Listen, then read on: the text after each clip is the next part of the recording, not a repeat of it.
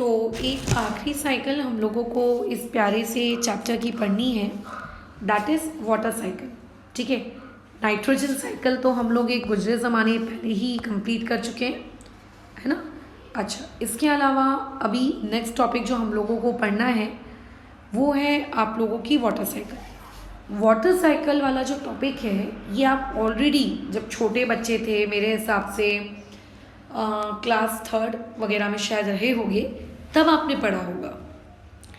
Simple सा logic होता है, अर्थ की सरफेस से पानी का ऊपर एटमॉस्फेयर में जाना और वापस से अर्थ की सरफेस में आना। This entire process is known as water cycle.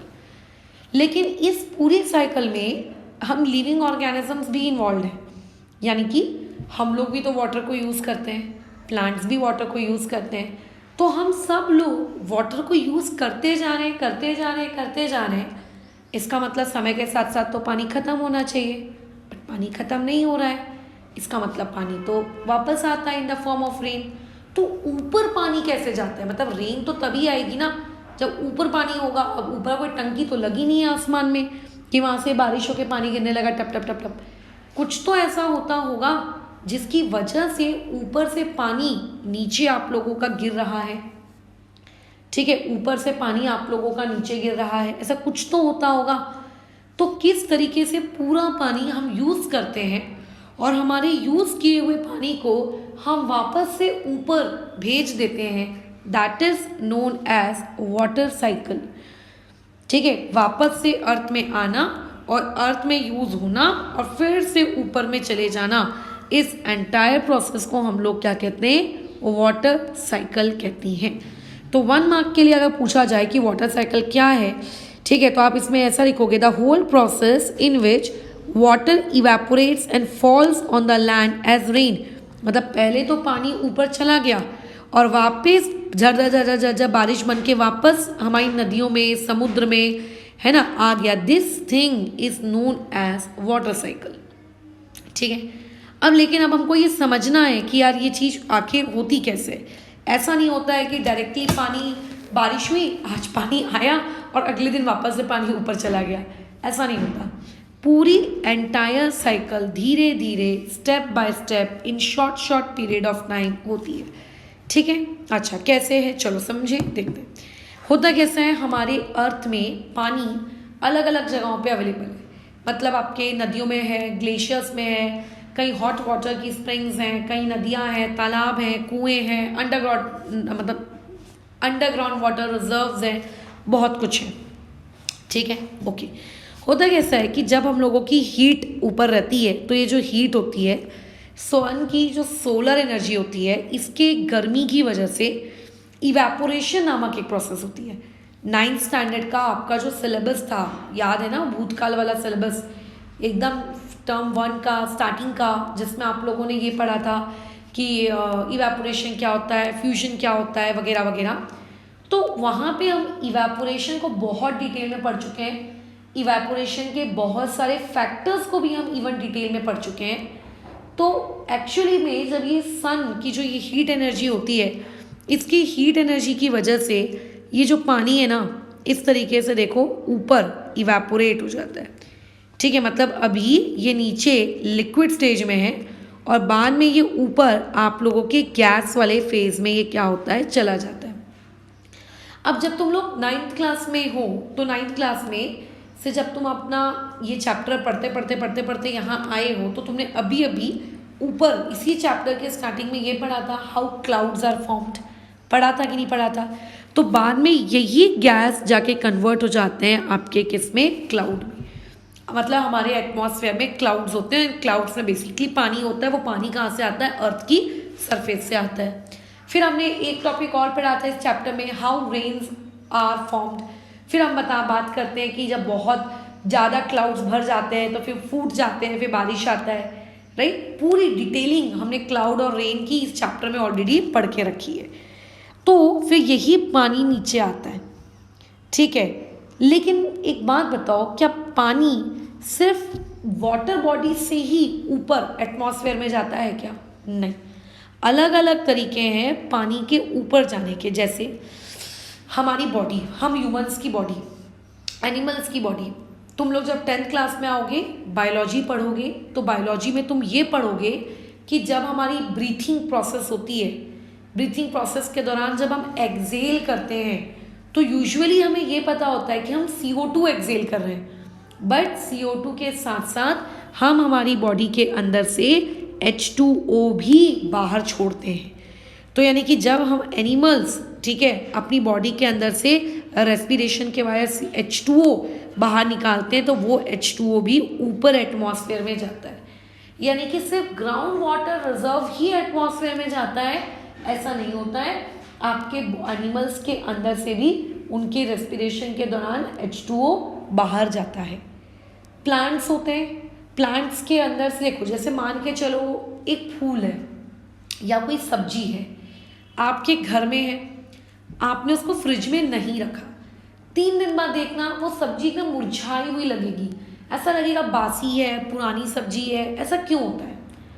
और देखना गर्मी के सीज़न में आपने देखा होगा कि जो सब्जी वाले होते हैं वो अपनी सब्जियों के ऊपर वो जूट वाला जो बैग होता है उसको बिछा देते हैं और उसको धीरे धीरे हर टाइम इंटरवल में पानी डालते रहते हैं, जिससे आपकी सब्जी लंबे समय तक फ्रेश रहती है। वैसे इस टॉपिक के बारे में मैं बताई ना, मैंने ऑलरेडी 9th क्लास का जब मैंने केमिस्ट्री का चैप्टर पढ़ाया था तब मैं ऑलरेडी बातचीत की हूँ। चलो एक बार रिपीट बातचीत कर लेते हैं।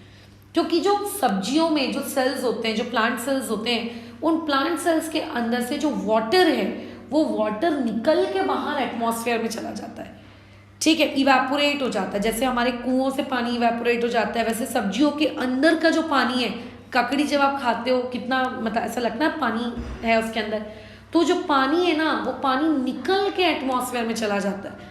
और जब सब्जियों के अंदर से पानी निकल जाता है तो बेचारी एकदम मुरझाई हुई सी हो जाती है। जब आप किसी पेड़ को पानी नहीं डालते तो कैसा मुरझाया हुआ हो जाता है। तो पेड़ के अंदर से पानी निकलना इज नोन एज ट्रांसपीरेशन। तो इसके वाया भी क्या होता है, पानी ऊपर चला जाता है ना। तो पानी कई तरीकों से ऊपर जाता है, वाटर बॉडीज के अंदर से इवेपोरेट होता है, हम एनिमल्स की बॉडी के अंदर से रेस्पिरेशन होता है, प्लांट्स की बॉडी के अंदर से ट्रांसपीरेशन होता है, उनके स्टोमेटा के वाया, ठीक है। तो इन सारे तरीकों से पानी ऊपर पहुंच गया। अब जब हमने बातचीत ऑलरेडी की हुई है कि रेन किस तरीके से होती है, जब क्लाउड्स बहुत ज़्यादा वाटर कंटेंट उनके अंदर हो जाता है, वाटर वेपर्स बहुत ज़्यादा हो जाते हैं, वो स्टोर नहीं कर पाते हैं, फिर किसी ऑब्जेक्ट से टकरा के फट जाते हैं तो बारिश गिरती है।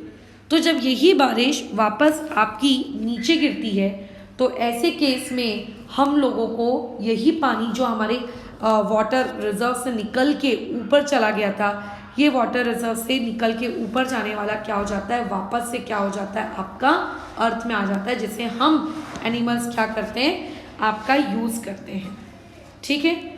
हम लोग इसको क्या करते हैं, यूज़ करते हैं। बस ख़त्म हो गई कहानी। यही थी आपकी वाटर साइकिल, है ना। तो इस वाटर साइकिल से हमें फ़ायदा ये होता है कि धीरे धीरे हमारी अर्थ सरफेस में वाटर का जो लेवल है वो कभी बहुत ज़्यादा भी नहीं होता, किसी पानी मतलब ज़्यादा पानी या बाढ़ आ जाती है, और ऐसा भी नहीं होना चाहिए कि हमारी जगहों पे क्या हो जाता है, पूरा ड्राई सिचुएशन हो जाती है। हाँ, लेकिन अब जैसे हमारी इंसानों की हरकतें हैं, हम जैसे हमारे एनवायरनमेंट को हार्म पहुँचा रहे हैं, धीरे धीरे सूखा पड़ने लगा है। भाई मुझे कहीं ना पता हो ना पता हो, नागपुर में तो पानी की बहुत दिक्कत है भाई, बहुत ज़्यादा दिक्कत है गर्मियों के सीज़न में। तो ये सारी सिचुएशन इसीलिए हो रही है ना, क्योंकि आपकी जो वाटर साइकिल है वो प्रॉपर्ली काम नहीं कर रही।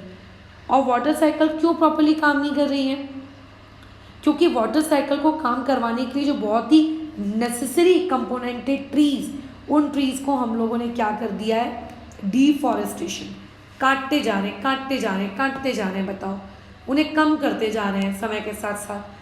तो जो रेन को जो अट्रैक्ट करते थे, जिनकी जो अट्रैक्शन थी वो धीरे धीरे क्या हो रही है, कम होती जा रही है। इसीलिए आपकी जो वाटर साइकिल है वो काफ़ी हद तक क्या हो गई है, डिस्टर्ब हो गई है ना। तो वाटर साइकिल ये एंटायर चीज़ हम लोगों ने इस पर्टिकुलर टॉपिक में पढ़ी।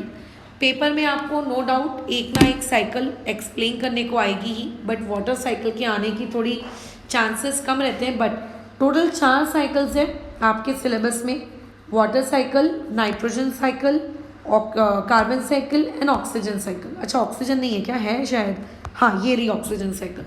चारों में से एक आती है, हाई प्रोबेबिलिटी होती है नाइट्रोजन साइकिल के आने की, देन कार्बन साइकिल के आने की, देन ऑक्सीजन साइकिल के आने की, और सबसे लीस्ट प्रोबेबिलिटी होती है वाटर साइकिल आने की। ठीक है, तो हमारी देखो जो 3 साइकिल्स थी, जब हमने पढ़ना शुरू किया था, जिस दिन हमने साइकिल्स के बारे में पढ़ना शुरू किया था, सबसे पहले तो मैं ऑलरेडी आपको ऑक्सीजन साइकिल तो उसी दिन पढ़ा चुकी थी। ठीक है, सेकेंड डे आई थिंक हमने नाइट्रोजन साइकिल के बारे में बातचीत की थी, है ना, नाइट्रेट, नाइट्राइट वगैरह वगैरह। अब तीसरे दिन हम लोगों ने कार्बन साइकिल के बारे में बात की थी। चौथे दिन हमने आज ये आपकी वाटर साइकिल कंप्लीट कर ली, और अब हमको बस एक आखिरी टॉपिक पढ़ना है इस पर्टिकुलर चैप्टर का, green house effect and ozone. और इसी के साथ हम लोगों का जो ये फलाना सा चैप्टर है ये हो गया आप लोगों का ख़त्म।